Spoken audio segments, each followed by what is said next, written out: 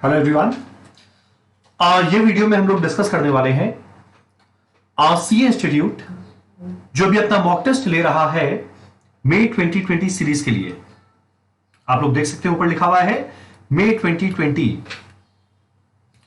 तो जो सी institute mock test conduct कर रहा है मई 2020 के लिए, उसका paper 8 financial management and economics for finance, financial management and economics of finance का ये क्वेश्चन पेपर का पूरा सोल्यूशन हम लोग डिस्कस करने वाले हैं।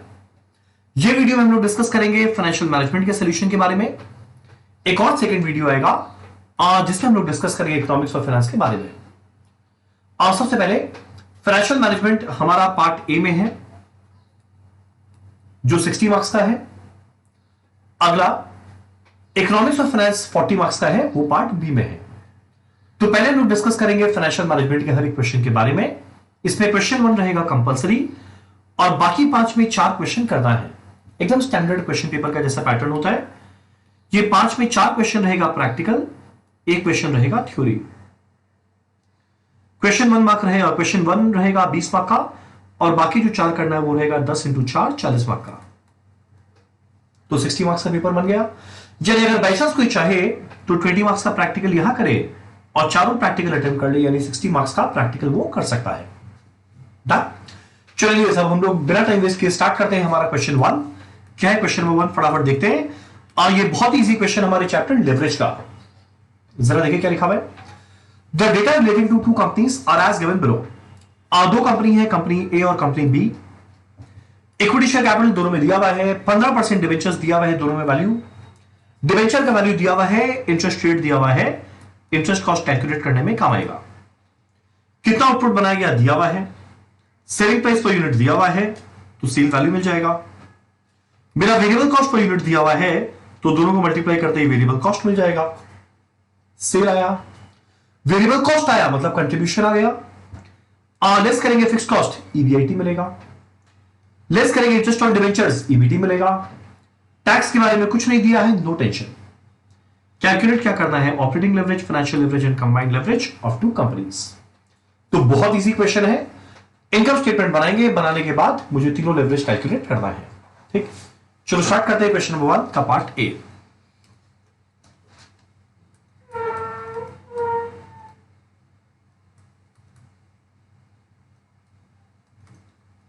हमारा 2 कंपनी है, पर्टिकुलर्स ए और बी। और सबसे पहले क्या आएगा? Sale value. और सेल वैल्यू कैसे मिलेगा? कितना यूनिट बेचे into selling price per unit. तो आप लोग कैलकुलेट कर सकते हैं। आउटपुट दिया हुआ है, सेलिंग प्राइस पर यूनिट दिया हुआ है तो 6 लाख इंटू 60 36 लाख, और सॉरी 3 करोड़ 60 लाख। और 1.5 लाख इंटू 500, 1.5 लाख इंटू 500 कितना बनेगा? 7.5 करोड़। तो ये बनेगा 360, ये बनेगा 750।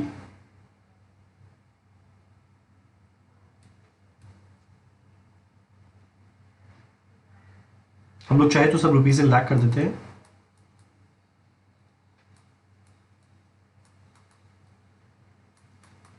माइनस करेंगे वेरिएबल कॉस्ट। वेरिएबल कॉस्ट कैसे मिलेगा? कितना यूनिट बेचे? 6 लाख 150। मेरा वेरिएबल कॉस्ट पर यूनिट क्या है? 30 और 275। तो 6 लाख इंटू 30, 6 लाख इंटू 30 आएगा 1 करोड़ 80 लाख, तो 180 लाख। और दूसरा वाला क्या आएगा? 1.5 लाख इंटू 275, 1.5 लाख इंटू 275 ये बनेगा 4 करोड़ 12 लाख 50,000, तो 412.5 लाख। हम लोग को सीधा क्या मिल जाएगा? कंट्रीब्यूशन जाएगा 180 और ये आ जाएगा 337.5। माइनस करेंगे फिक्स कॉस्ट। देखिए हमारा फिक्स कॉस्ट दिया हुआ है कितना है? 70 लाख और 140 लाख, तो सीधा 70 और 140। हम लोग को सीधा क्या मिल जाएगा? ईबीआईटी जाएगा 110, ये बनेगा 197.5। डन। माइनस करना है इंटरेस्ट कॉस्ट। और इंटरेस्ट क्या चीज पे कैलकुलेट करेंगे, आइदर लोन या डिवेंचर या बॉन्ड का वैल्यू दिया रहे। तो देखो डिवेंचर्स का वैल्यू दिया हुआ है 40 लाख का, 15% 6 लाख, 65 लाख का 15% अगर आप लोग कैलकुलेट करेंगे तो ये आएगा 9,75,000। तो पहले वाले में 6 लाख, यहां पे 9,75,000। मेरे को सीधा क्या मिल जाएगा, अर्निंग्स बिफोर टैक्स। ये बनेगा 104, ये बनेगा 187.75। क्लियर है यहां तक? और कैलकुलेट करना है 3 लेवरेज। पहला हमारा degree of operating leverage, formula क्या होता है, कंट्रीब्यूशन डिवाइडेड बाय ईबीआईटी। तो देखो हमारा कंट्रीब्यूशन पता है 10 डिवाइडेड बाय 10, यहां पे 10 डिवाइड बाय 10। हम सीधा डिवाइड करके वैल्यू लिख रहे हैं, 180 डिवाइडेड बाय 110, 1.64 टाइम्स। ये है 337.5 डिवाइडेड बाय 197.5, जाएगा 1.71 टाइम्स। Very easy. अगला कैलकुलेट करना है डीएफएल, और डीएफएल का फॉर्मूला क्या होगा, ईबीआईटी डिवाइडेड बाय ईबीटी। तो देखो भाई ये रहा ईबीआईटी, ये रहा ईबीटी। तो अगर आप लोग कैलकुलेट करेंगे तो देखना ये वैल्यू आ जाएगा 1.06 टाइम्स, ये आ जाएगा 1.05 टाइम्स। आप लोग ब्रैकेट में नंबर्स के साथ करके दिखा देना एग्जाम में। लास्ट में हमारा डीसीएल। दो तरीका है, आइदर कंट्रीब्यूशन बाय ईबीटी करे या फिर डॉलर इनटू डीएफएल करे। तो जैसा मन चाहे करना। तो ये देखना बन जाएगा 1.64 इंटू 1.06, 1.74 टाइम्स, जाएगा 1.71 इंटू 1.05, 1.80 टाइम्स। तो देखा हमारा क्वेश्चन 1 एक बहुत इजी क्वेश्चन था, हम लोग का आराम से कंप्लीट हो गया। चलो डन। अब अगला क्वेश्चन देखते हैं, क्वेश्चन नंबर 1 का पार्ट बी क्या है। ये हम लोग का कॉस्ट ऑफ कैपिटल चैप्टर का हो गया। ABC limited has the following book value capital structure. ध्यान देना, बुक वैल्यू कैपिटल स्ट्रक्चर दिया हुआ है। इक्विटी शेयर कैपिटल दिया हुआ है 1 crore share eight the rate 10। तो 10 करोड़ बोलो या 1000 लाख बोलो, एक ही बात। और रिजर्व सरप्लस दिया हुआ है 2250 लाख। प्रेफरेंस शेयर कैपिटल दिया हुआ है, डिबेंचर्स दिया हुआ है, टर्म लोन दिया हुआ है। The debentures are redeemable at par after 5 years and are quoting at rupees 985 per debenture. आज के दिन इसका मार्केट प्राइस चल रहा है 985 पर debenture. Next, the current market price पर इक्विटी शेयर इज ₹60। हमारे हर इक्विटी शेयर का आज के दिन मार्केट प्राइस चल रहा है 60। Default risk free interest rate यानी RF on 10 year government of India treasury bond is 5.5%। Market risk premium दिया हुआ है 7%। मार्केट रिस्क प्रीमियम क्या होता है, RM minus RF. The beta of the company is 1.85, हमारा बीटा दिया हुआ है। The preference share of the companies are redeemable at 10% premium. Redeem करेंगे 10% प्रीमियम में after 5 years and is currently selling at ₹102 per share. आज के दिन का मार्केट प्राइस दिया हुआ है। इनकम टैक्स रेट दिया हुआ है 35%। मुझे कैलकुलेट क्या करना है, वैक यूजिंग मार्केट वैल्यू वेट्स। हमें कैलकुलेट करना है वैक यूजिंग मार्केट वैल्यू वेट्स। तो सबसे पहले हम लोग क्या करेंगे, अपना हर एक का नाम मार्केट वैल्यू कैलकुलेट करेंगे। ठीक, अब सिंस यहां पे फ्लोटेशन कॉस्ट नहीं दिया हुआ है और नई शेयर होल्डर का पर्सनल टैक्स रेट दिया हुआ है, इसीलिए जो के आएगा वही के बन जाएगा। तो आइदर दोनों को अलग अलग सेग्रीगेट करके या इक्विटी का मार्केट वैल्यू निकाल लो, वही दोनों का मिला के मार्केट वैल्यू हो गया।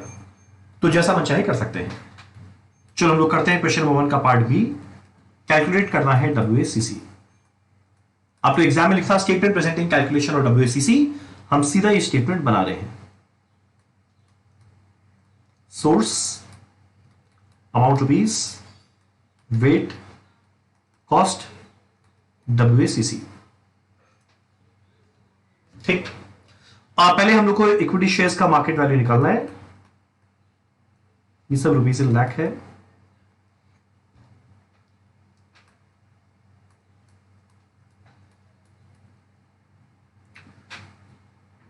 पहले हम लोग इक्विटी शेयर्स का मार्केट वैल्यू देख रहे हैं कितना है। देखो 1 करोड़ शेयर यानी बोला जाए तो 100 लाख शेयर, और हर एक शेयर का देखो मार्केट प्राइस आज के दिन है 60। तुम लोग लिख सकते हैं 100 इंटू 60, क्या बन जाएगा 6000। अब ये जो इक्विटी शेयर का मार्केट वैल्यू आया, ये इक्विटी रिजर्व दोनों का मिलाकर आया। अगर स्टिल मुझे सेग्रीगेट करने का मन करे, हम लोग कर सकते हैं। कैसे करेंगे? दोनों के बुक वैल्यू के रेशियो में। दोनों का बुक वैल्यू का रेशियो क्या बनेगा? अगर आप लोग देखो तो ये 250 का मल्टीपल बनता है, तो ये रहेगा 4, ये रहेगा 9। पर ये करने का सेंस तब निकलता है जब के और केआरई अलग रहे। और के केआरई अलग कब रहता है? जब शेयर होल्डर का पर्सनल टैक्स रेट दे या फ्लोटेशन कॉस्ट दे। दोनों नहीं दिया, और अगर दोनों नहीं दिया तो ऑब्वियस सा बात है सेग्रीगेट करने का सेंस ही नहीं निकलता। तुम लोग एक साथ में निकाल लिए दोनों का कुल मिला के मार्केट वैल्यू क्या है। स्टिल अगर कोई चाहे तो अलग अलग अपोर्शन कर सकता है। उस 6000 को 4:9 के रेशियो में बांटे। कॉस्ट में कई कॉस्ट आएगा दोनों जगह। ठीक, अगला हमारा प्रेफरेंस शेयर है 5 लाख शेयर, और देखता हर एक शेयर का आज के दिन वैल्यू है 102 रुपया। तो अगला लिखते हैं प्रेफरेंस शेयर्स।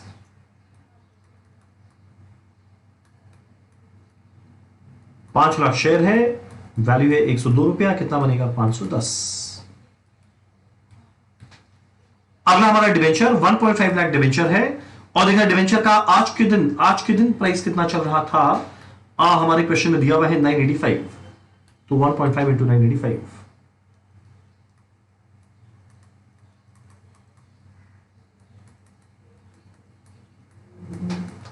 तो अगर आप लोग कैलकुलेट करेंगे तो देखना ये आएगा 1477.5।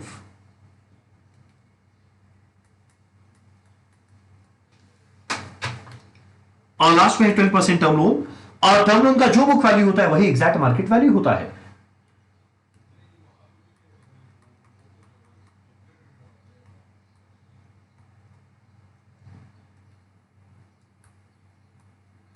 चलिए एक बार जरा टोटल करिए, कितना जाएगा ये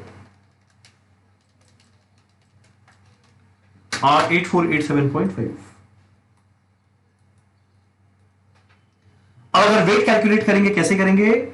10 डिवाइडेड बाय 10, तो 6000 डिवाइडेड बाय 8487.5, ये मिलेगा 0.7069। अगला आएगा 510 डिवाइडेड बाय 8487.5, 0.0601। 1477.5 डिवाइडेड बाय 8487.5, जाएगा 0.1741। 500 डिवाइडेड बाय 8487.5, जाएगा 0.0589। सारा वेट मिला के 1 की इक्वल आना चाहिए। आप लोग चेक कर लेना। 0.7069, 0.0601, 0.1741, 0.0589, सब मिला के 1 की इक्वल आया। अब मेरे को निकालना है कॉस्ट। यहां पर आएगा के, यहां पे आएगा केपी, यहां पर आएगा केडी, यहां पर आएगा केएल या केडी। लोन बुक को भी इंटरेस्ट देना पड़ता है। तो एक काम करते हैं, नीचे हम लोग कैलकुलेट करते हैं वर्किंग नोट में। फटाफट ये सारा का सारा कॉस्ट कितना आएगा। सबसे पहले केई, यहां पे सीएपीएम का फॉर्मूला लगेगा RF plus RM minus RF into beta. आप लोग देख रहा आरएफ दिया हुआ है 5.5%, आरएम माइनस आरएफ 7, ये 1.85। 5.5 7 इंटू 1.85। तो अगर आप लोग कैलकुलेट करो तो देखना ये आ जाएगा 18.45%। तो देखा हमारे इक्विटी का कॉस्ट क्या बन गया 18.45। चलो अगला जरा प्रेफरेंस का कैलकुलेशन करें।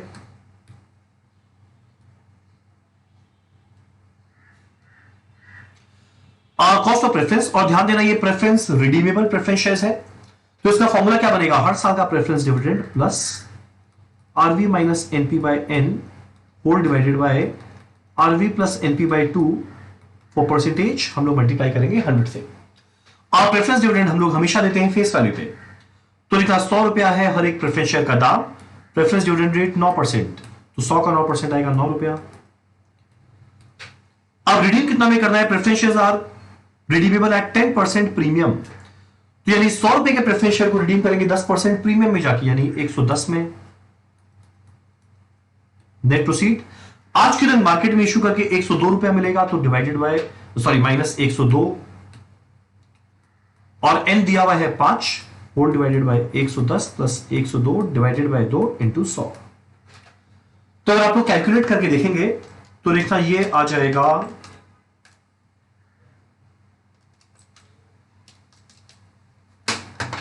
ये एग्जैक्ट आएगा 10%। अगर आप लोग कैलकुलेट करके देखेंगे ये एग्जैक्ट आएगा 10%।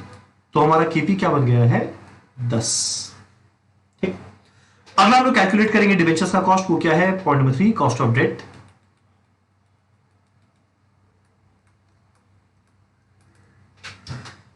कॉस्ट ऑफ डेट कैसे आएगा, वापस से रिडीमेबल डिबेंचर्स था तो interest into 1 minus T plus RV minus NP by N whole divided by RV plus NP by 2 for percentage we multiply by 100। Interest का कैलकुलेशन होगा फेस वैल्यू पे। तो देखना हमारा ये सबको अगर हम हटा दें तो अगर हम लोग देखेंगे डिबेंचर्स का फेस वैल्यू है 1000, उसका 8.5% यानी 85।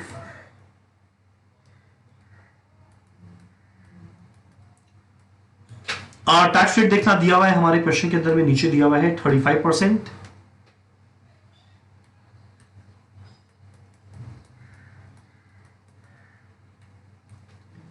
डिबेंचर्स को रिडीम करना है पार में यानी एग्जैक्ट 1000 में। करंट मार्केट प्राइस 985 जो है 5 साल, तो 1000 minus 985 divided by 5 whole divided by 1000 plus 985 divided by 2 into 100। तो अगर आप लोग ये कैलकुलेट करेंगे तो ये आ जाएगा 55.25 plus 3 whole divided by I think ये आएगा 992.5 इंटू 100। तो अगर आप लोग कैलकुलेट करो ये बनेगा 58.25 डिवाइडेड बाय 992.5 इंटू 100, 5.87%।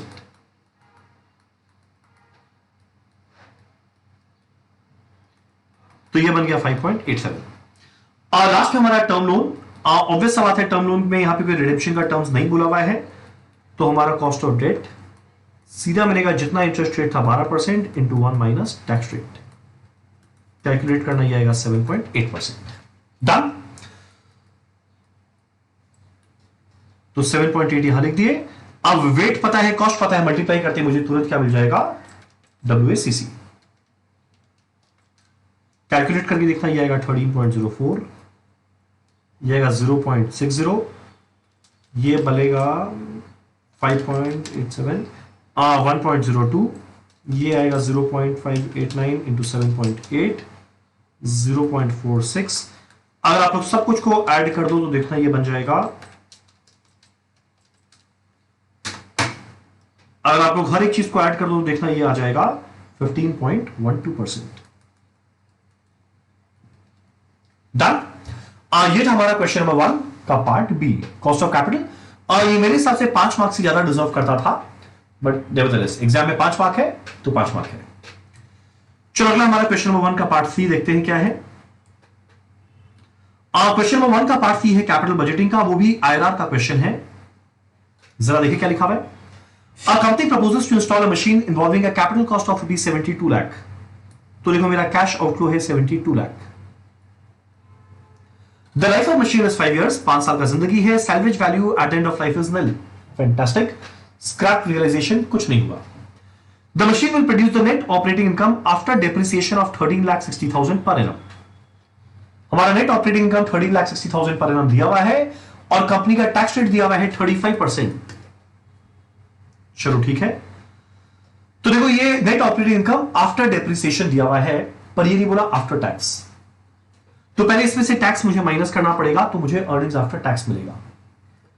पर सिंस यहां पे डेप्रिसिएशन माइनस हो गया, जो नहीं होना चाहिए था, क्योंकि कैश इनफ्लो निकालना होता है तो वापस से एड बैक करेंगे, तब मेरे को हर साल का रेवेन्यू कैश इनफ्लो मिल जाएगा। और एक और हर साल का रेवेन्यू कैश इनफ्लो मिल गया। उसके बाद तो देखो भाई ये बेस्ट पार्ट है, मुझे एन्युटी फैक्टर दिया हुआ है, हम लोग को 1 सेकंड में पता चल जाएगा IRR क्या है। तो मेन मुझे बस रेवेन्यू कैश इनफ्लो निकालना है, जो लोग इजीली कैलकुलेट कर सकते हैं। पार्ट सी, कैलकुलेट करते हैं रेवेन्यू कैश इनफ्लो हर साल कितना आया।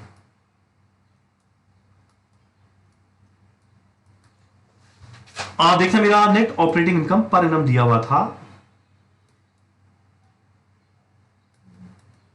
कितना दिया हुआ था सारा देखा, 13,60,000। आप पहले माइनस करेंगे टैक्स, हमारा टैक्स रेट दिया हुआ था एट द रेट 35%, तो 13,60,000 का 35% देखना 4,76,000 आता है। मेरे को तुरंत क्या मिलेगा, अर्निंग्स आफ्टर टैक्स 8,84,000। पर यहां पे बोला चाहिए आफ्टर डेप्रिसिएशन है, तो मेरे को वापस से एड बैक करना पड़ेगा डेप्रिसिएशन। क्वेश्चन उठता है कितना, देखो मशीन का वैल्यू 72 लाख था, लाइफ है 5 साल, सैलवेज वैल्यू 0 है, तो 72 लाख डिवाइडेड बाय 5 अगर आप लोग करेंगे ये बनेगा 14,40,000। ऐड करके देखता मेरा नेट कैश इनफ्लो कितना आ जाएगा, 23,24,000। ठीक, तो देखो मेरा हर साल का कैश इनफ्लो कितना आएगा, 23,24,000। हर साल सेम, बेस्ट पार्ट है अगर हर साल सेम है 5 साल तक और कैश आउटफ्लो मुझे पता है, तो मेरे को निकालना क्या है, आईआरआर। एट आईआरआर, देखो आईआरआर वो रेट है जो एक इन्वेस्टर एक्चुअली अर्न किया, और एक इन्वेस्टर एक्चुअली कितना अर्न किया वो कैसे मिलेगा, जिस रेट पे एनपीवी 0 हो जाए, या इन शॉर्ट दूसरे शब्दों में बोले तो present value of cash outflow cash inflow बराबर हो जाए। तो at IRR PV of cash outflow is equal to PV of cash inflow. PV of cash outflow कितना हो रहा था, 72 लाख, और वो भी टाइम पीरियड 0 में, तो पीवी फैक्टर 1 रहेगा। कैश इनफ्लो देखो मेरा हर साल का निकाला हुआ है 23,24,000, और सिंस ये हर साल है तो मुझे यहां पे पीवी फैक्टर नहीं एन्युटी फैक्टर लेना है, पीवीआईएफए R% निकालना है, (5). तो अगर आप लोग देखोगे तो पीवीआईएफए R% (5) कितना हो जाएगा, 72 लाख डिवाइडेड बाय 23,24,000। आप लोग कैलकुलेट करके देखना ये वैल्यू कितना आ जाएगा, ये वैल्यू आएगा 3.098। तो हमारे क्वेश्चन में एक था 3.098। क्या आप लोगों को डायरेक्टली कहीं पे मिल रहा है, तो आप लोग देखोगे तो यहां पे डायरेक्टली नहीं मिल रहा है, तो मेरे को इंटरपोलेशन लगाना पड़ेगा। 3.098 आ रहा है ये दोनों के बीच में, तो 18 में इतना, 19 में इतना, मुझे वो परसेंटेज निकालना है जब 3.098 होगा। इंटरपोलेशन लगा देंगे तो ये कैसे लगेगा, देखो 18% में कितना आ रहा था, 3.13,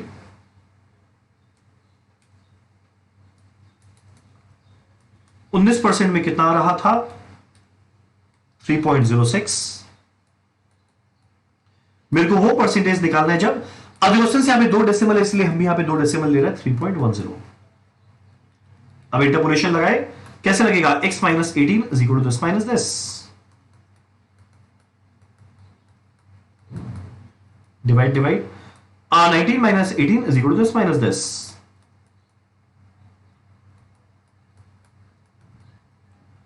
अगर आप लोग सॉल्व करेंगे तो देखना ये आएगा x - 18 is equal to -0.03, 0.07, x का वैल्यू सीधा मिलेगा 18.43%। डन। और तो ये काफी इजी क्वेश्चन था, अगर बाई चांस एग्जैक्ट मैच कर जाता तो ये बहुत ही ज्यादा आईआरआर का इजी क्वेश्चन हो जाता, पर एनीवेज यहां पे 2 के बीच में आया तो इंटरपोलेशन हम लोग को आता है। और ये था हमारा क्वेश्चन नंबर 1 का पार्ट सी। अब अगला क्वेश्चन नंबर 1 का पार्ट डी हमारा कैपिटल स्ट्रक्चर का है, जिसमें मूडी क्लेरी मिलर का अप्रोच टू विद टैक्सेशन वाला के बेसिस पे क्वेश्चन बनाया गया है। चलो जरा देखिए क्या है। पॉइंट नंबर डी, चल लिखा है A&R limited is an all equity finance company. All equity finance company यानी ये अनलेवरेज्ड कंपनी है, खाली इक्विटी है, नो लेवरेज। चलो बढ़िया बात है। With a market value of rupees 25,000 lakh, आज के दिन मार्केट वैल्यू है 25,000 लाख, और कॉस्ट ऑफ इक्विटी दिया हुआ है 18%। अब देखो ऑल इक्विटी के अंदर में जो कॉस्ट है वो ओवरऑल कॉस्ट है, ऑल इक्विटी में जो कॉस्ट है वही ओवरऑल कॉस्ट है, क्योंकि डिवेंचर है नहीं मतलब केओ भी यही है। Cost of equity of unlevered firm is equal to cost of capital. The company wants to buy back equity share worth rupees 5,000 lakh by issuing and raising 10% debentures redeemable at 10% premium after 5 years।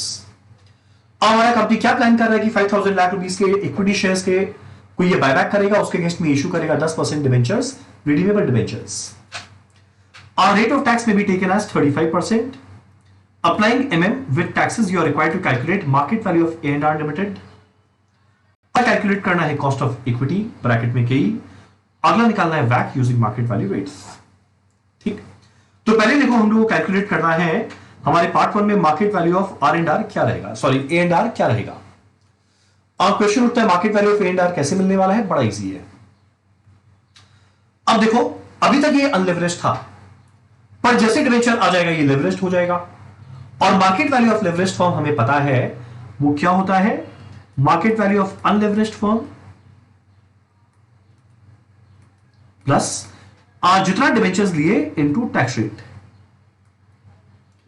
तो देखो unlevered firm का market value मुझे पता है 25,000 लाख, और debenture का value कितना लेने वाला है 5,000 लाख, जितना बायबैक कर रहा है बोलो उतना डिवेंचर से लेगा।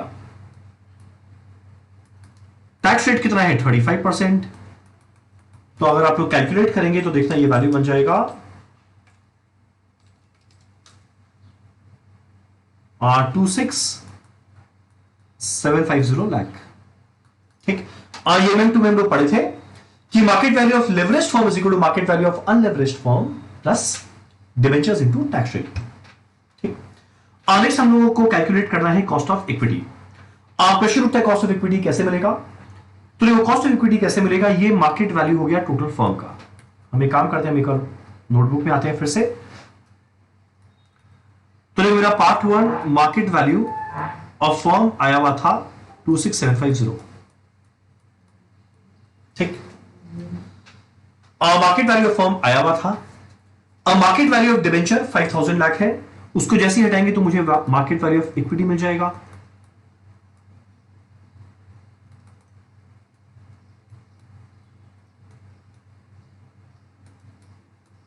$21,750। और क्वेश्चन उठता है मार्केट वैल्यू ऑफ इक्विटी 26,750 आ गया, ये होगा क्या, EBIT minus interest divided by KE। और सिंस यहां पे टैक्स भी है तो ऑब्वियस सा बात है वो भी हम लोग को कंसीडर करना है। तो एक सिंपल सा हम लोग कैलकुलेशन करके देख सकते हैं इसके अंदर में कि मेरा मार्केट वैल्यू ऑफ इक्विटी तो देखो यहां तक आया।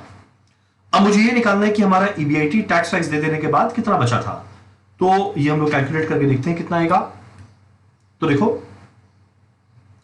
अभी तक 25,000 का 18% हुआ करता था, वो था 4,500। संग संग में लिखते चलते हैं। तो अभी तक हम लोग का आफेश था 25,000 का 18%, 4,500।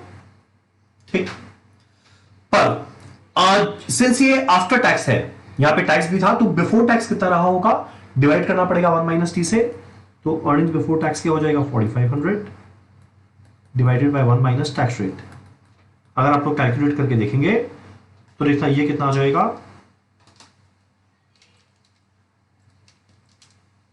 और 6923 आज आ जाएगा 6923। नेक्स्ट ये हमारा 6923 आया। अब अगर जैसे मेरा डिवेंचर्स को रेज किया गया है तो ऑब्वियस बात है डिवेंचर्स को रेज करने के साथ साथ उसको इंटरेस्ट देना पड़ेगा। तो 6923 में पहले इंटरेस्ट जाएगा, फिर टैक्स माइनस करके अब बचेगा इक्विटी वाले के लिए। तो हम लोग एक छोटा सा इनकम स्टेटमेंट टाइप बना लेते हैं, जहां पर हम लोग सीधा देखते हैं। ये तब था जिस समय इंटरेस्ट नहीं हुआ करता था, तो वही उस समय EBIT था, पर इंटरेस्ट के आने की वजह से 5,000 का 10% इंटरेस्ट दिए 500, क्या बचेगा 6423। माइनस करेंगे टैक्स एट द रेट 35%, और 2248 गया। तो देखना मेरा EAT या आफेश क्या बचता है 4175। तो क्वेश्चन उठते हैं KE क्या होगा, तो देखो 4175 इक्विटी वालों को मिलेगा डिवाइडेड बाय उनका मार्केट वैल्यू क्या था 21,750, परसेंटेज के लिए 200। तो अगर आप लोग कैलकुलेट करके देखेंगे तो देखना ये आएगा 19.19%। तो देखो मेरा market value sorry cost of equity मिल गया। लास्ट में कैलकुलेट करना है वैक यूजिंग मार्केट वैल्यू वेट। तो एक काम करते हैं, WACC कैलकुलेट कर लेते हैं। मुझे पता है सोर्स रहेगा 2, अमाउंट मुझे पता है, वेट निकाल लेंगे, कॉस्ट से मल्टीप्लाई करेंगे, WACC आ जाएगा। सोर्स 2 है, इक्विटी था जिसका मार्केट वैल्यू 21,750 जस्ट निकाले, और एक डिवेंचर था जिसका 5,000 था, टोटल में 26,750। वेट कैसे मिलेगा? 21,750 डिवाइडेड बाय 26,750, और आप लोग कैलकुलेट करेंगे 0.8131।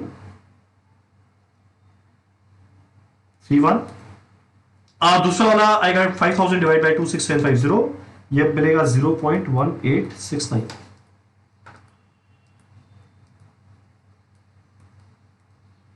टोटल में 1। और इक्विटी का कॉस्ट अभी हम लोग जस्ट कैलकुलेट करके आए 19.19। और जो हमारा डिवेंचर्स का कॉस्ट है मुझे कैलकुलेट करना पड़ेगा। क्वेश्चन उठता है कैसे करेंगे, नीचे लिखते हैं KD is equal to interest into 1 minus T plus RV minus NP by N whole divided by RV plus NP by 2 into 100। ठीक, कारण क्या, ये मेरा रिडीमेबल डिवेंचर्स था, तो इसी वजह से मुझे इस तरीके से कैलकुलेशन करके दिखाना पड़ेगा। तो इस हम लोग ये कैलकुलेशन करके दिखाते हैं। अगर आप लोग देखोगे इंटरेस्ट, पहले फॉर्मूला लिख देते हैं, interest into 1 minus T plus RV minus NP by N whole divided by RV plus NP by 2 multiply करेंगे 100 से।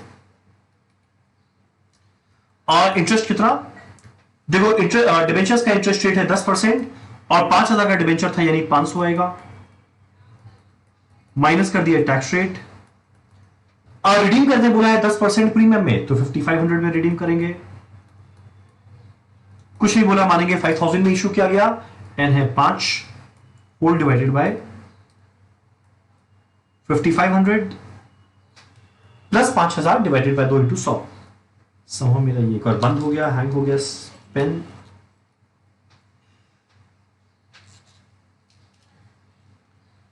तो अगर आप लोग ये कैलकुलेट करके देखेंगे, मैं एक बार कैलकुलेटर में कैलकुलेट करता हूं,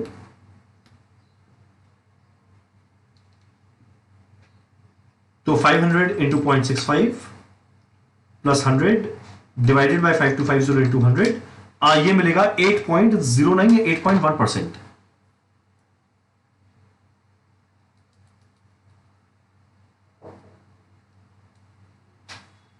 8.1% आया। जैसे वो वैल्यू पुट करेंगे, कॉस्ट को वेट से मल्टीप्लाई करते हैं, WACC मिल जाएगा। ठीक, समहाउ भी सिस्टम में हैंग होने की वजह से वो अनफॉर्चुनेटली क्वेश्चन सेव नहीं हो पाया, बट एनीवेज हम लोग वो क्वेश्चन डिस्कस कर लिए थे। अब ये क्वेश्चन देखो, वापस एक अच्छा क्वेश्चन है, 5 मार्क, आई थिंक उससे थोड़ा ज्यादा डिजर्व करता था, बट सिर्फ 5 मार्क का था। तो क्वेश्चन 1 काफी टाइम कंज्यूमिंग क्वेश्चन था, जो 20 मार्क नहीं, मेरे हिसाब से 25 से 30 मार्क के बीच में होना चाहिए था।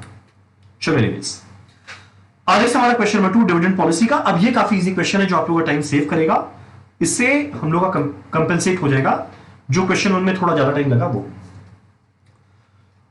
ZX Limited has a paid up share capital of rupees 1 crore, face value of rupees 100 each, यानी नंबर ऑफ शेयर्स कितना मिलेगा, 1 lakh shares at the rate 100। The current market price is rupees 100 each, P0 दिया हुआ है। The board of directors has an agenda of meeting to pay a dividend of 50% towards shareholders. हमारे directors ने मिलकर decision ले रहे हैं, वो लोग डिविडेंड देना चाह रहे हैं 50%। Very good. The company expects a net income of rupees 75 lakh at the end of current financial year. The company also plans for a capital expenditure for next financial year, जिसमें 95 lakh लगेगा, which can be financed through retained earnings या equity share. Company's desired rate of investment is 15%. Approach को use करते हुए मेरे को निकालना है वैल्यू ऑफ फर्म जब डिविडेंड नहीं दिए, और अगला जब डिविडेंड दिए। ठीक है, तो देखो हमारा कई तो पता है, हमारा डिजायर रेट ऑफ इन्वेस्टमेंट क्या है। अब मेरे को कैलकुलेट करना है डिविडेंड देने या नहीं देने पे पहला स्टेप में P1 क्या होगा। तो जैसा कि आप लोगों को पता है एक formula, P0 is equal to D1 plus P1 upon 1 plus K। अब 2 सिचुएशन बनता है, पहला situation when dividend is not paid,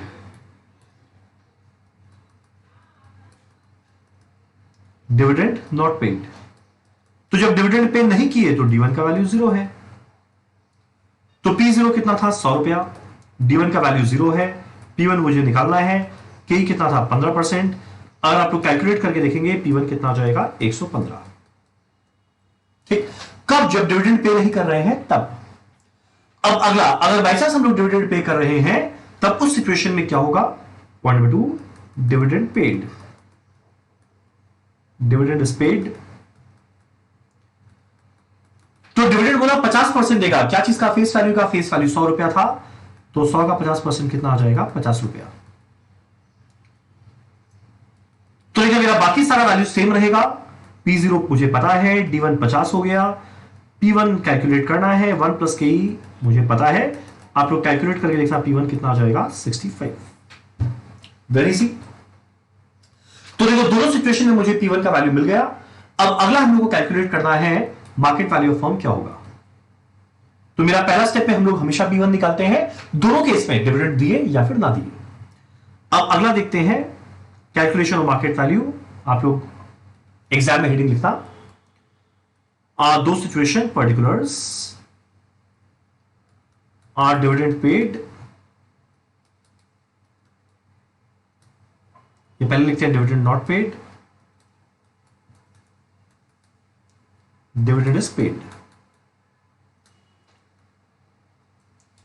दोनों सिचुएशन में हमारी कंपनी ने ये एंटिसिपेट किया कि अगले साल उसका नेट इनकम कितना आने वाला है, 75 लाख। तो देखो भैया 75 लाख इसका आफेश आने वाला है।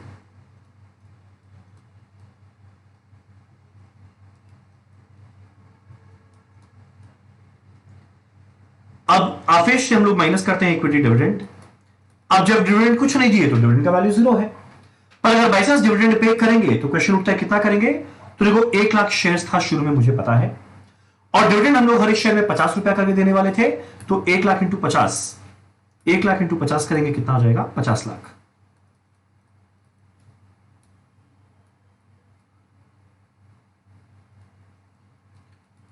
तो ये मेरे को क्या मिलेगा, retain earnings.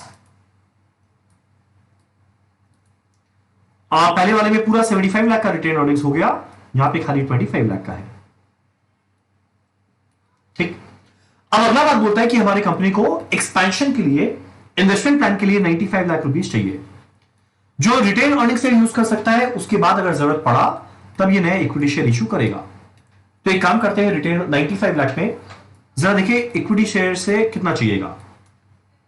Fresh issue of equity क्या करना पड़ेगा, कैसे मिलेगा, 95 लाख चाहिए माइनस जितना ऑलरेडी रिटेन अर्निंग्स है उसके अलावा। यहां पर आएगा खाली 20 लाख, यहां पर कितना आ जाएगा, 70 लाख। पहले वाले में आएगा 20 लाख, अगले वाले में आ जाएगा 70 लाख। पर ध्यान देना, ये इक्विटी शेयर इशू करना है 1 साल बाद। तो 1 साल बाद का प्राइस P1 जो हम लोग दोनों सिचुएशन में निकाले थे, यहां पे था 115 और यहां पे था 65। यहां पे है 115, यहां पे है 65, मुझे number of new equity shares मिल जाएगा। Number of new equity shares कैसे मिलेगा, यहां पे 20 लाख डिवाइडेड बाय 115, यहां पे 70 लाख डिवाइड बाय 65। तो अगर आप लोग कैलकुलेट करो 20 लाख डिवाइडेड बाय 115, ये आएगा 17391.30 शेयर्स।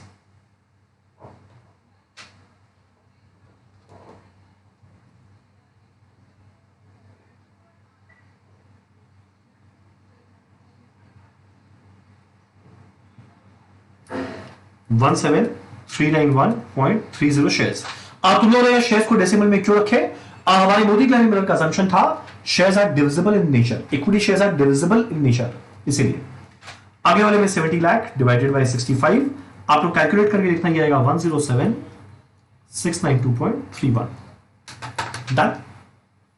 तो देखो 1 लाख शेयर्स पहले से पड़ा हुआ था, इतना नया इक्विटी शेयर्स और आ गया, यानी कुल मिला के मेरा नंबर ऑफ नया, कुल मिला के मेरा इक्विटी शेयर 1 साल बाद मुझे मिल जाएगा। और अगर P1 से मल्टीप्लाई कर देंगे तो 1 साल बाद का मार्केट वैल्यू मिल जाएगा। तो market value of firm at the end of current year कितना मिलेगा, और पहले वाले में देखो तो कितना मिलेगा, 1 लाख शेयर्स था प्लस 17391.30 शेयर्स और आया इंटू 115, यहां पे 1 लाख शेयर्स ऑलरेडी था, प्लस 107,692.31 शेयर्स और आया इंटू 65। आप लोग देखना दोनों में मेरा मार्केट वैल्यू क्या रहेगा, सेम।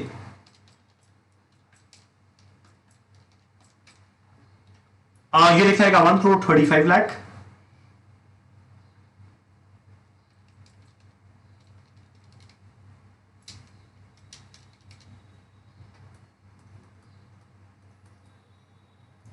और दूसरे वाले में देखना 207,692.31 शेयर्स इंटू 65, ये भी कितना आएगा 135,00,000।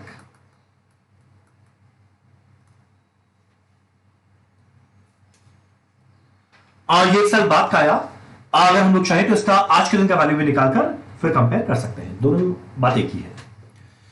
चलो ये था हमारा क्वेश्चन नंबर 2, जो काफी इजी क्वेश्चन था। इस टाइप का क्वेश्चन हमारे स्टडी मैथ में भी है और हम लोग काफी प्रैक्टिस भी करते हैं।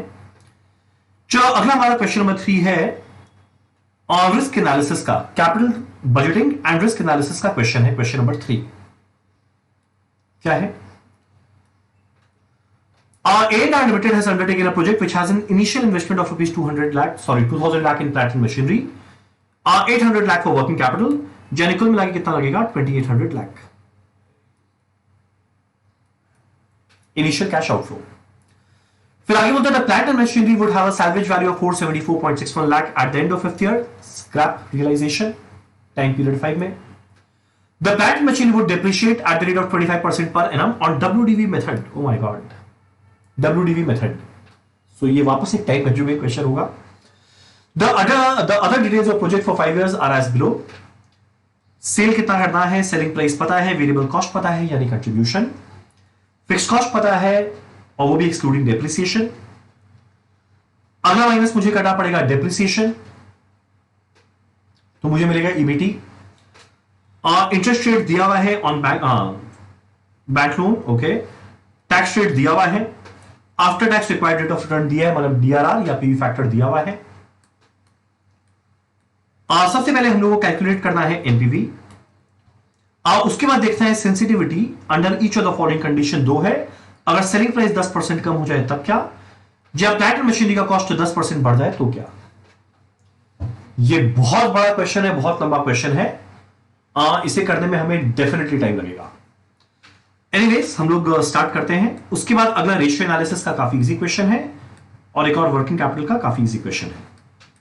तो पहले हम लोग क्वेश्चन नंबर 3 करते हैं जो रियल टाइम कंज्यूमिंग क्वेश्चन है। तो पहले मुझे यहां पे हर साल का रेवेन्यू कैश इनफ्लो निकालना पड़ेगा, पूरा का पूरा टेबल बना के। एनीवेज हम लोग बनाते हैं।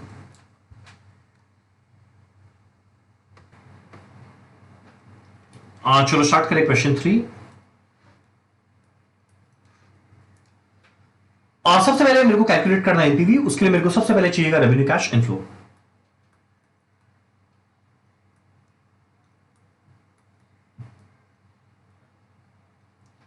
हमारा 5 साल है, पर्टिकुलर्स ईयर 1 2 3 4 5। सबसे पहले 10 लाख यूनिट बेच रहे हैं, सॉरी। सेलिंग प्राइस है 500, तो 10 लाख इंटू 500। अगर आप 10 लाख इंटू 500 करेंगे तो ये आपका बनेगा 50 लाख, 5 करोड़, 50 करोड़, 50 करोड़ बनेगा। तो एक काम करते हैं, इस सबको कर देते हैं रुपीज इन लाख। सेल वाली फिर हर जगह कितना आ जाएगा 5,000।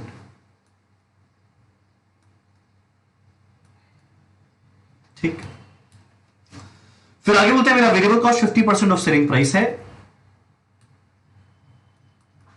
तो variable cost 50% of selling price है, तो हर जगह 50% माइनस कर देंगे, मुझे सीधा क्या मिल जाएगा कंट्रीब्यूशन।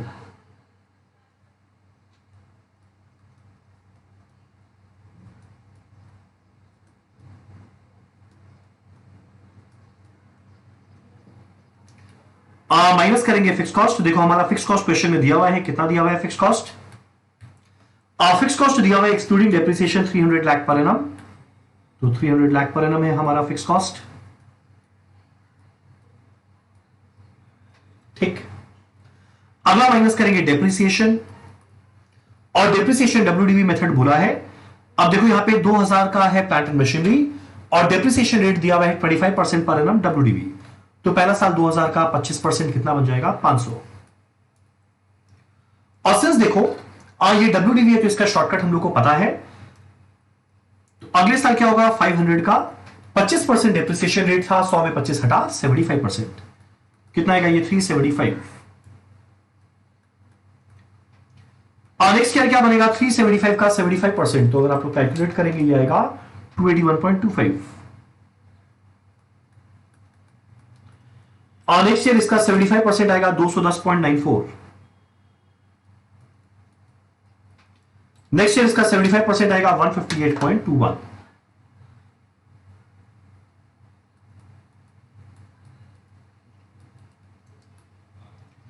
अब यहां पे कैपिटल लॉस भी आया है या capital gain, I don't know. यहां पे प्लांट मशीनरी का सैल्वेज वैल्यू भी दिया हुआ है। अब सिंस यहां पे कैपिटल गेन कैपिटल टैक्स का इंपैक्ट करने नहीं बोला, हम लोग उसको इग्नोर कर रहे हैं, अदरवाइज ये और कॉम्प्लिकेट हो जाएगा। तो इससे मुझे सीधा क्या मिलेगा अर्निंग्स बिफोर टैक्स। तो अगर हम लोग कैलकुलेट करें ये बनेगा 1700, ये बनेगा 1825, ये बनेगा 1918.75, ये मिलेगा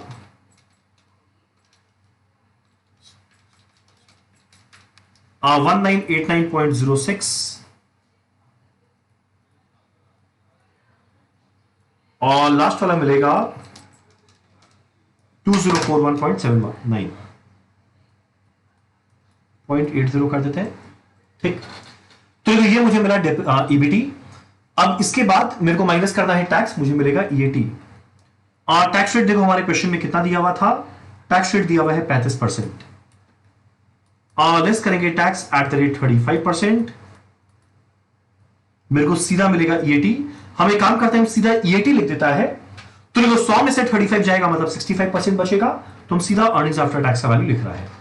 तो अगर आप लोग कैलकुलेट करो 1700 का 65%, 1105,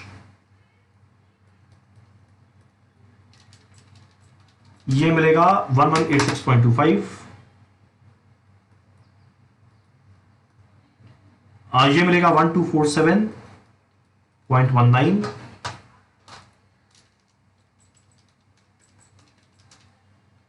ये मिलेगा 1292.89 और लास्ट वाला आएगा 1327.17। अब ईएटी में आ जाने के बाद मुझे वापस से ऐड बैक करना पड़ता है डेप्रिसिएशन, वो आएगा 500, 375 जो ऑलरेडी मेरा डेप्रिसिएशन निकाला हुआ था, 281.25, 210.94, 158.21। मेरे को सीधा क्या मिलेगा कैश इनफ्लो, अगर आप लोग कैलकुलेट करके देखो तो ये आएगा 1605, ये आएगा 1561.25, 1528.44, 1503.83 और ये मिलेगा 1327.17 प्लस 158.21, 1485.38। ठीक, यह है मेरा रेवेन्यू कैश इनफ्लो। अब हम लोग अपना कैपिटल बजटिंग का टेबल बनाएंगे, आज जहां पे सारा वैल्यूज प्लॉट करेंगे। तो वे काम करते हैं, कैलकुलेट करते हैं एमपीवी। आप लोग इमेजिन करो ये कितना बड़ा क्वेश्चन है। ये पेपर कोई हालत में 60 मार्क्स का एफएम 1.5 घंटे में खत्म होने लायक है ही नहीं। ये आपका इजीली चलेगा 1 आवर 40 मिनट्स के आसपास, फिर बाकी बैलेंस टाइम में इकोनॉमिक्स हो जाएगा। Particulars, time period, PV factor लेंगे एट द रेट, देखिए हमारा पीवी फैक्टर दिया हुआ है eight the rate 15%, amount present value, ये सब रुपीज इन लाख। तो अगर आप लोग देखेंगे कैश आउटफ्लो टाइम पीरियड 0 में मेरा दो कैश आउटफ्लो लग रहा है, एक प्लांट एंड मशीनरी का 2000, वर्किंग कैपिटल का 800, तो कुल मिला के क्या लग रहा है 2800।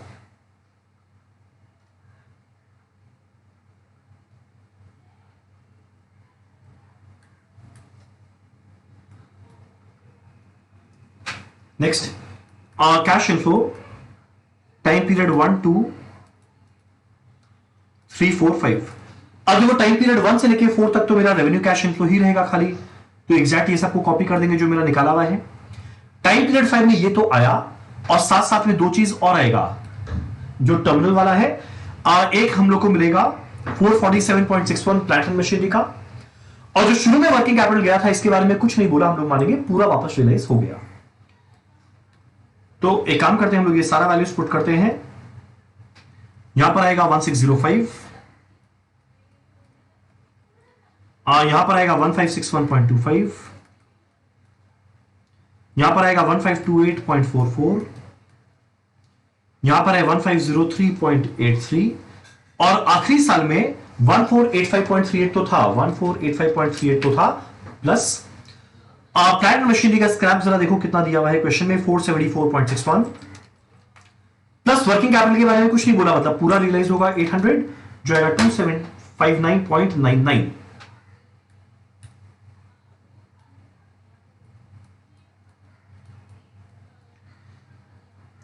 पीवी फैक्टर 15% पे निकालना है, टाइम पीरियड 0 में रहेगा 1। अब आगे हम लोग कैलकुलेट कर सकते हैं, 15% का आएगा 0.15 में 1 जोड़ के 1.15 डिवाइड इज इक्वल टू, अगर आपको कैलकुलेट करो ये आएगा 0.8696, एक और इक्वल टू 0.7561, एक और इक्वल टू 0.6575, एक और इक्वल टू 0.5718, एक और इक्वल टू 0.4972। आप लोग ये सारा मल्टीप्लिकेशन करके देखना। कैश आउटफ्लो तो 2800 इंटू 1 2800 ही रहेगा, और सारे के सारे कैश इनफ्लो को हम लोग ऐड करेंगे। अगर आप लोग ऐड करके देखेंगे और लास्ट में जब एनपीवी कैलकुलेट करके देखेंगे तो ये आंसर आएगा 3809.62। आप लोग जनरली मुझे जो लगता है यहां तक करके थक चुके होंगे, बोले हाँ चलो ठीक है मेरे लिए 10 मार्क का क्वेश्चन हो गया, पर नहीं। जहां तक है ये वाला पोर्शन एग्जाम में 5 से 6 मार्क का ही था। कैलकुलेट करना था एनपीवी और डिटरमाइन करना था viability, since NPV positive accept करना है। अच्छा एक सेकेंड, आई थिंक ये 3809.62 नहीं होगा, आई थिंक मुझे कैलकुलेट करके देखना पड़ेगा, क्योंकि आप लोग का जो एमटीपी का सोल्यूशन आया है उसमें कुछ लोचा है।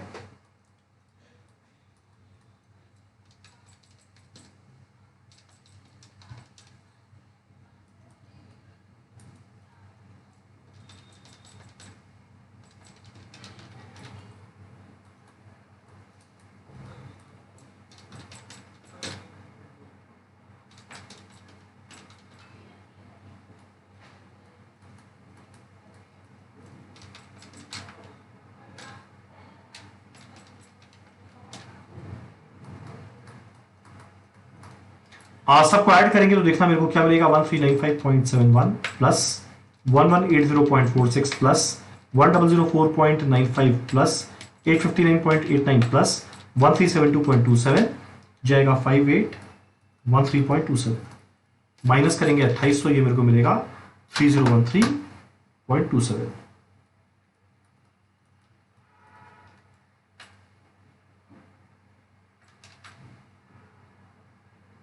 ठीक, अब थोड़ा मोटा ऊपर नीचे चलेगा। एक्चुअली आपको जो एमटीवी के सोल्यूशन में जब कैलकुलेशन किया था वो लोग 2800 लिए ही नहीं, प्लांट एंड मशीनरी का 2000 तो ले लिया, पर 800 वहां लेना भूल गए, पर यहां पर साथ साथ में जोड़ दिए, तो वो गलत था। अब देखो हमारा पार्ट 2 में क्या झमेला है। सेंसिटिविटी निकालना है प्रोजेक्ट का एनपीवी का अंडर फॉलोइंग 2 कंडीशन। अगर सेलिंग प्राइस 10% बढ़ जाए, सॉरी कम हो जाए, अगला प्लांट एंड मशीनरी का कॉस्ट 10% बढ़ जाए। यदि सोचो सेलिंग प्राइस 10% कम हो जाए, जैसे ही वो ये बात बोला मेरा पूरा इनकम स्टेटमेंट चेंज हो जाएगा। सेलिंग प्राइस चेंज होते ही सेल चेंज होगा, कंट्रीब्यूशन चेंज होगा, ईबीटी चेंज होगा, टैक्स चेंज होगा, ईएटी चेंज होगा, सब चेंज होगा। अब अगला प्लांट एंड मशीनरी के कॉस्ट के चेंज होने की वजह से कैश आउटफ्लो चेंज हुआ, वो तो हुआ, वर्स्ट पार्ट डेप्रिसिएशन भी चेंज हो जाएगा। तो एनीवेज ये कैलकुलेशन था जो हम लोगों को करना है। अच्छा यहां पे पीवी फैक्टर दिया हुआ था, इनफैक्ट मुझे वही लेना चाहिए था, ये हम ध्यान नहीं दिए। तो अब हम बैठ के देखो ये क्वेश्चन वापस पूरा नहीं बनाएगा, बहुत ज्यादा टाइम लग जाएगा वापस बनाने में। हम ये करते हैं कॉपी। कॉपी क्यों नहीं हो रहा है?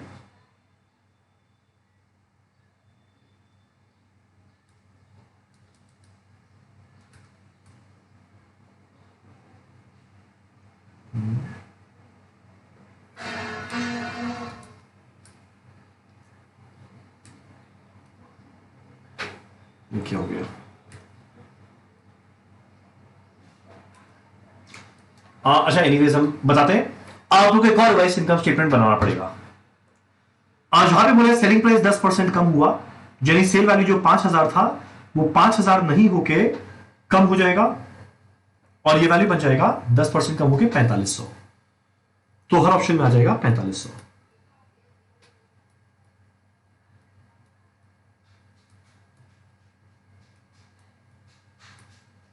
ठीक। अब मेरा वेरिएबल कॉस्ट पर यूनिट के बारे में कुछ नहीं बोला, यानी वेरिएबल कॉस्ट तो सेम रह जाएगा। तो मेरा कंट्रीब्यूशन नया कितना बन जाएगा हर ऑप्शन में? 2000।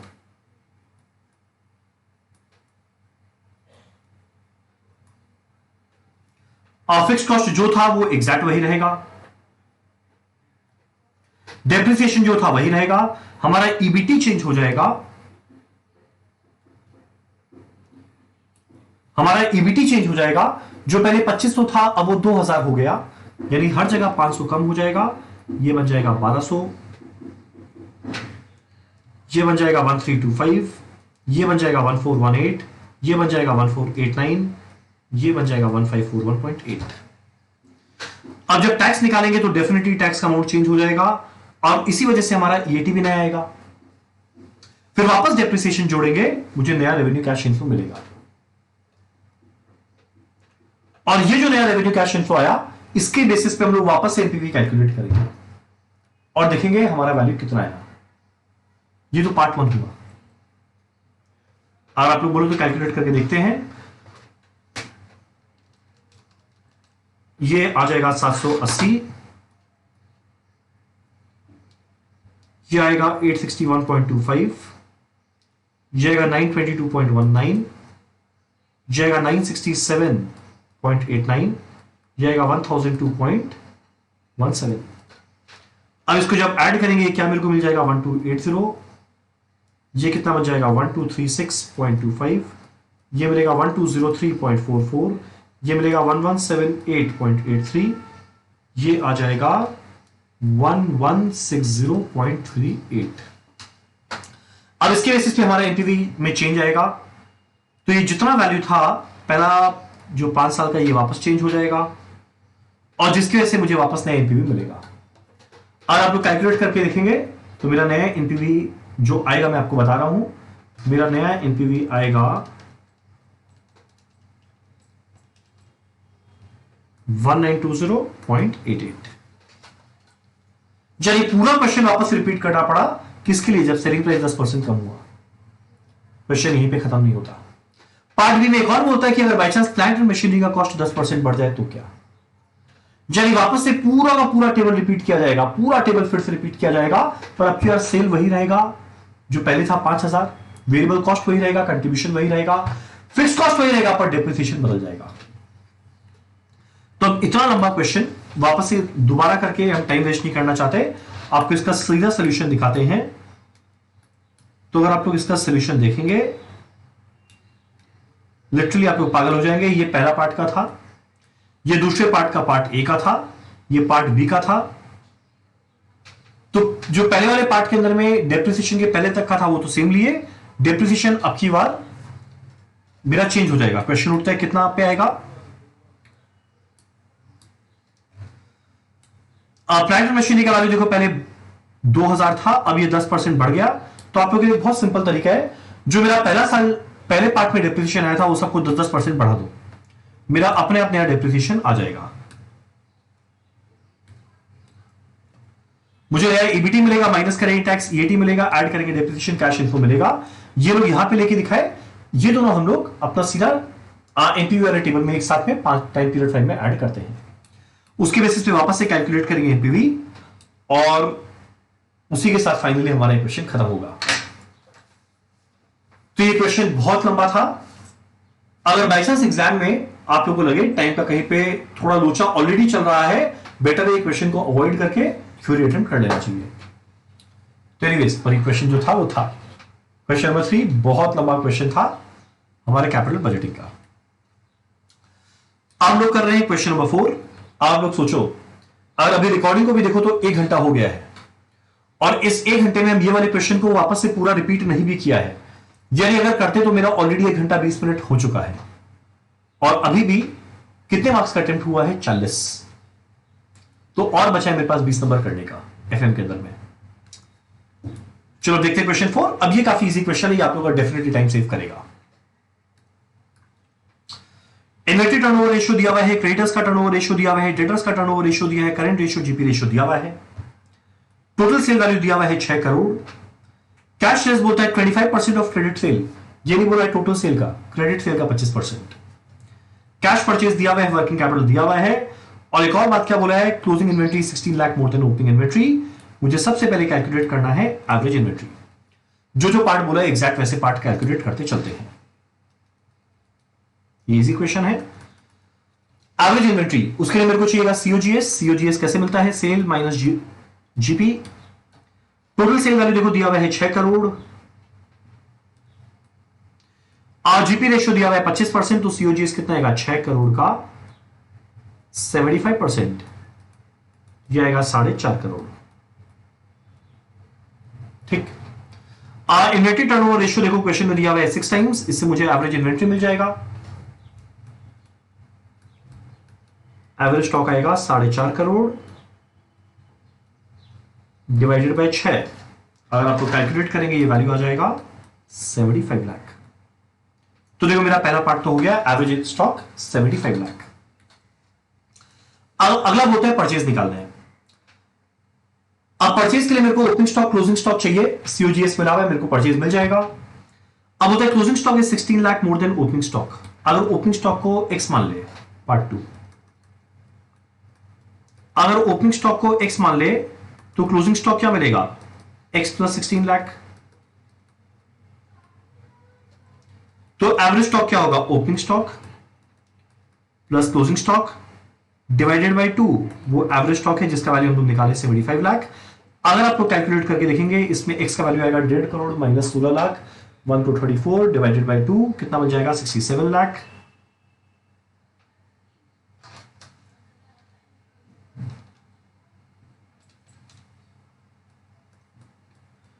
तो देखना मेरा क्लोजिंग स्टॉक क्या मिल जाएगा?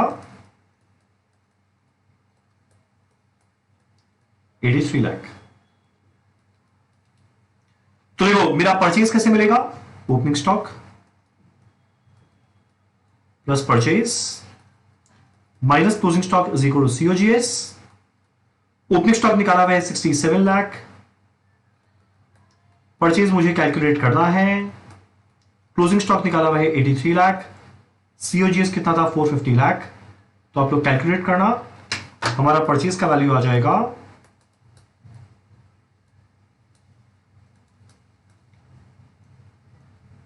कितना आएगा ये? 466 लाख। चलिए ये हमारा हुआ पार्ट 2। अब देखिए पार्ट 3 क्या है। पार्ट 3 में बोला है एवरेज डेटर्स निकालने, जो किस पे डिपेंड करता है? Credit sale. तो मुझे क्रेडिट सेल चाहिए। कैश सेल्स बोलता है 25% ऑफ क्रेडिट सेल है। अच्छा जी, तो एक काम करते हैं, क्रेडिट सेल को अगर वाई मान ले तो कैश सेल्स क्या होगा? 25% ऑफ वाई यानी 0.25 वाई, और ये दोनों मिला के टोटल सेल्स आएगा जो कितना है? 6 करोड़। तो देखो 1.25 Y is equal to 6 crore. इससे मुझे वाई यानी क्रेडिट सेल का वैल्यू मिल जाएगा। अगर आप लोग कैलकुलेट करेंगे तो देखना ये वैल्यू आएगा 4 करोड़ 80 लाख। तो मेरा डेटर्स क्या हो जाएगा? साल भर का क्रेडिट सेल है 4 crore 80 lakh divided by debtors turnover ratio, sorry, divided by debtors turnover ratio जरा देखो कितना है? 8। मेरे को सीधा मिल जाएगा 60 लाख। चलिए था पार्ट 3। पार्ट 4 में मेरे को निकालने बोला है एवरेज क्रेडिटर्स, जो किस पे डिपेंड करता है, क्रेडिट परचेज। टोटल परचेज देखो निकाले, इसमें कैश परचेज दिया हुआ है उसको माइनस कर दे, मुझे क्रेडिट परचेज मिल जाएगा।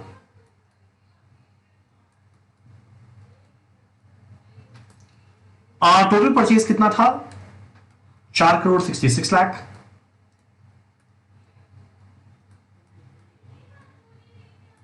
इससे माइनस कर देंगे कैश परचेज जो कितना है 46 लाख, तो ये कितना मिलेगा 4,20,00,000। तो देखो मुझे एवरेज क्रेडिटर्स मिल जाएगा। कैसे मिलेगा average creditors, 4,20,00,000 divided by creditors का पीरियड। अगर आप लोग देखोगे क्रेडिटर्स का टर्नओवर रेशियो कितना है 10, ये कितना मिलेगा 42 लाख। चलो पार्ट 4 डन। अगला हमारा पार्ट 5। पार्ट 5 क्या है, पेमेंट पीरियड कलेक्शन पीरियड निकालना है, और साल में कितना दिन है लिखा हुआ है 365। चलो ठीक है, तो पेमेंट पीरियड बड़ा इजीली मिलेगा। पेमेंट पीरियड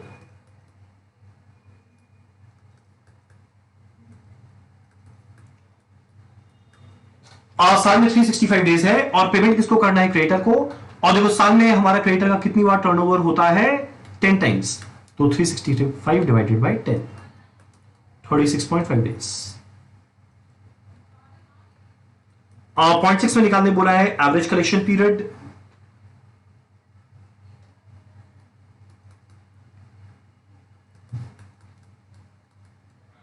साल में 365 डेज डिवाइडेड बाय कलेक्शन किससे होगा, डेटर से, वो देखो कितना है 8, तो 365 डिवाइडेड बाय 8। अगर आप लोग कैलकुलेट करेंगे तो देखना ही आएगा 45.625 डेज।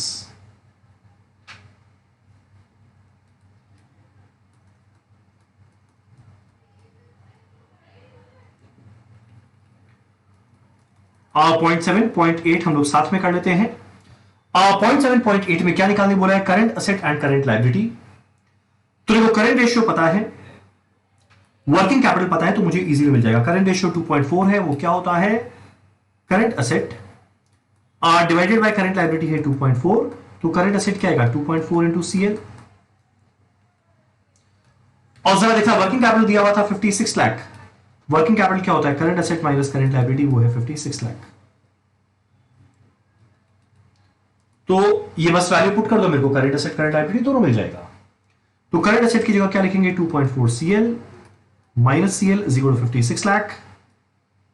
सॉल्व करना, करंट लायबिलिटी आ जाएगा 40 लाख। तो इसके अकॉर्डिंगली करंट एसेट क्या हो जाएगा, 2.4 इंटू 40 लाख 96 लाख।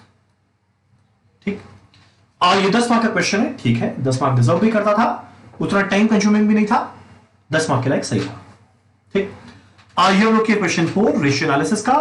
हमारा आखिरी क्वेश्चन है क्वेश्चन 5 का part A and part B, जो क्या चीज के ऊपर में है, वर्किंग कैपिटल मैनेजमेंट के ऊपर में है। चलो ठीक है, 5 का पार्ट ए। कॉस्ट शीट बनाकर दिया हुआ है, raw material, labour, overhead, total cost, profit, selling price per unit दिया हुआ है। इसके बाद रॉ मटेरियल स्टॉक पड़ा रहता है 4 वीक, डब्ल्यूआईपी रहता है 1 वीक, एचजी रहता है 2 वीक्स, क्रेडिटर का 3 वीक्स है, डेटर का 4 वीक है, आउटस्टैंडिंग वेजेस 1 वीक रहेगा, आउटस्टैंडिंग ओवरहेड 2 वीक्स रहेगा। बोलता है 1/5 ये कैश में बेचता है, यानी 20% कैश में बेचता है, तो क्रेडिट पे बेचता है 80%। कैश इन हैंड और बैंक है 2,50,000। वर्किंग कैपिटल का रिक्वायरमेंट कैलकुलेट करना है, जब साल भर में 2,60,000 यूनिट बनाकर बेच रहे हैं, इवनली हो रहा है हर चीज। डब्ल्यूआईपी 80% कंप्लीट है इन ऑल रिस्पेक्ट, यानी डीओसी, मटेरियल और कन्वर्जन कॉस्ट दोनों के रिस्पेक्ट में 80% है। मुझे कैलकुलेट क्या करना है, वर्किंग कैपिटल रिक्वायरमेंट क्या रहेगा। ठीक, कुछ ना बोले, जो मन चाहे लगाना, आइदर मन चाहे तो कैश कॉस्ट लगाना, चाहे तो टोटल अप्रोच पे जाना, पर बेटर होता है हम लोग हमेशा कैश कॉस्ट अप्रोच फॉलो करते हैं। तो एक काम करते हैं, पहले एक estimated income statement cost sheet बनाते हैं यहां तक, क्योंकि एनीवेज मुझे कैश कॉस्ट में सेलिंग प्राइस या प्रॉफिट से कोई मतलब नहीं है। तो 2,60,000 यूनिट का पहले एस्टिमेटेड कॉस्ट शीट बनाते हैं।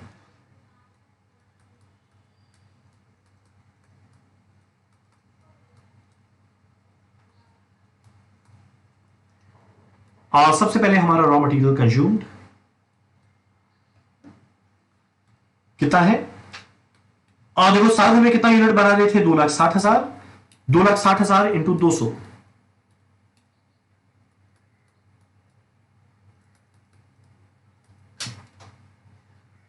तो 2,60,000 इंटू 200, ये कितना बन जाएगा? 5,20,00,000। अगला है डायरेक्ट वेजेस। 2,60,000 इंटू कितना है हमारा डायरेक्ट वेजेस पर यूनिट? 75। तो अगर आप लोग कैलकुलेट करेंगे तो देखना ये वैल्यू आ जाएगा 1,95,00,000।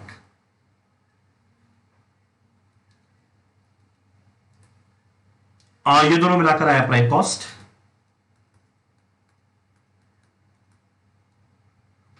ऐड करेंगे फैक्ट्री ओवरहेड,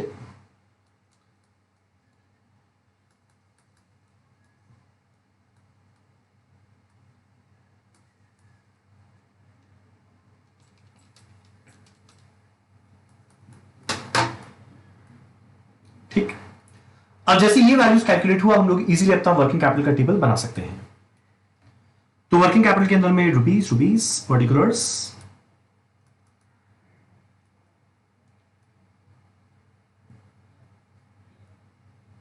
सबसे पहले करंट असेट्स। करंट असेट में देखो हमारा पहला लाइन क्या है? Raw material stock.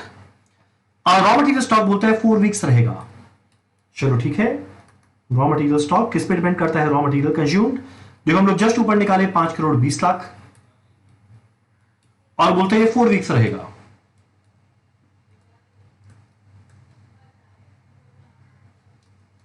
₹5,20,00,000 divided by 52 into 4, तो 5,20,00,000 इंटू 52, ये मिलेगा 10,00,000 इंटू 4, कितना बन जाएगा? 40,00,000।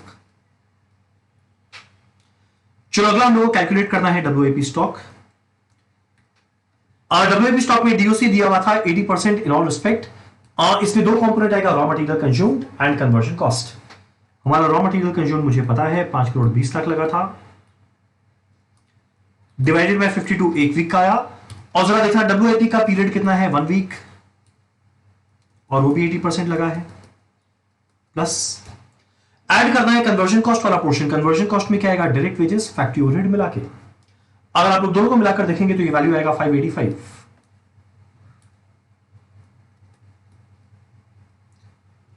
डिवाइडेड बाय 52 एक वीक के लिए इंटू 80%। तो अगर आप लोग कैलकुलेट करके देखो,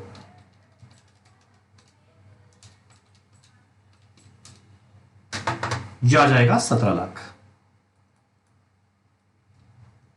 तो काफी इजी क्वेश्चन है। अगला हमारा है एफजी स्टॉक।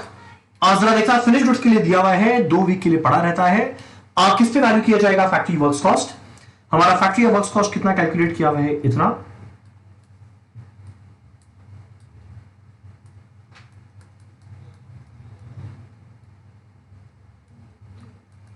कितना वीक के लिए पड़ा हुआ है? 2 वीक। अगर आप लोग कैलकुलेट करें 1105, ये आ जाएगा 42,50,000।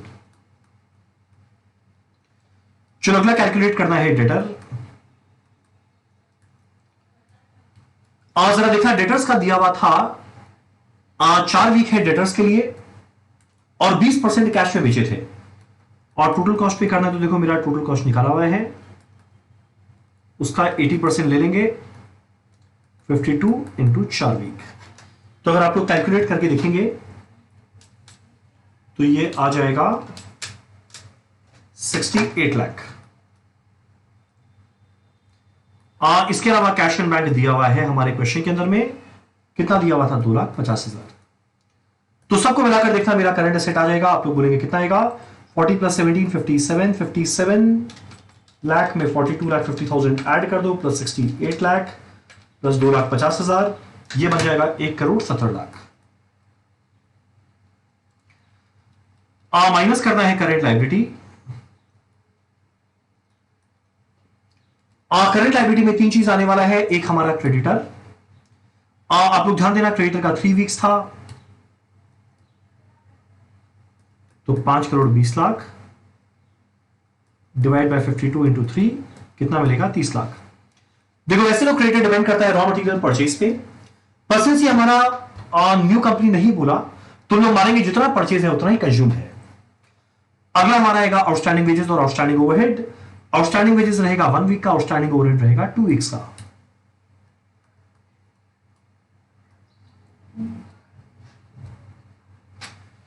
तो 195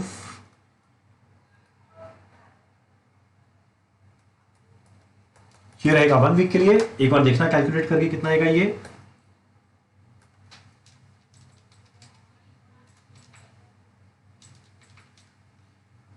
ये बनेगा 3,75,000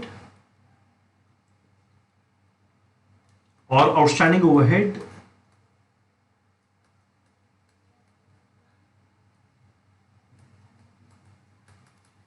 दो वीक के लिए ये बन जाएगा 15 लाख। तो ये बन जाएगा 48,75,000। मेरे को सीधा मिलेगा नेटवर्किंग कैपिटल, अगर आप लोग कैलकुलेट करके देखेंगे 121,25,000। डन। तो ये वर्किंग कैपिटल का काफी इजी क्वेश्चन था, इसमें बिल्कुल भी टेंशन वाला बात नहीं था, इजीली हो जाएगा। नेक्स्ट हमारा पार्ट बी, जो एक बहुत इजी क्वेश्चन है, जिसके लिए मुझे लगता नहीं है मुझे नोटबुक का जरूरत पड़ेगा, मैं यहीं पे करके दिखा दूंगा। Raw material storage period, WIP period, FG debtor collection, creditor payment period सब दिया हुआ है। एनुअल ऑपरेटिंग कॉस्ट दिया हुआ है 45 करोड़, जिसमें डेप्रिसिएशन है 42 lakh. 1 year is equal to 360 days। Calculate करना है operating cycle and number of operating cycle in year. Very easy question. Operating cycle क्या होता है ये हम लोग भली भांति जानते हैं। Raw material period plus WIP period plus FG period plus debtor period minus creditor period. तो अगर आप लोग देखो 52 प्लस 18 70 प्लस 20 90, 90 प्लस 75 165 माइनस 25 कितना बन जाएगा 140 डेज। और अगला बोला number of operating cycle in year. Number of operating cycle in year कैसे आएगा? देखो साल में 360 दिन है और हर साइकिल 140 दिन का है, तो ऐसा साइकिल कितनी बार होगा 360 बाय 40। अगर आप लोग कैलकुलेट करके देखेंगे ये बन जाएगा 2.57 टाइम्स।